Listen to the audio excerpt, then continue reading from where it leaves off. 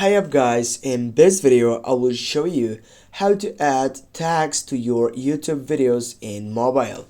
Now I'm gonna show you how to get these tags, but I'm not gonna add and upload a new video. I will just get and edit a video which is on my YouTube channel. I will go for this video for example, and I will go firstly on manage videos, and then I will tap on the video. As you can see here you have many options, and now I will go with edit.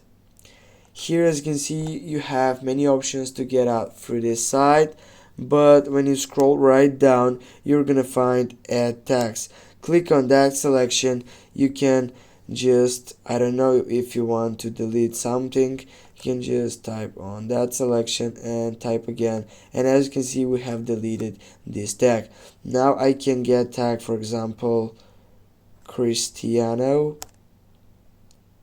and as you can see the tag has been added.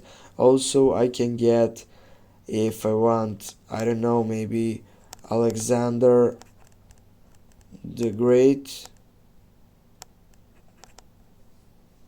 and type on it, and now as you can see also I have get these tags.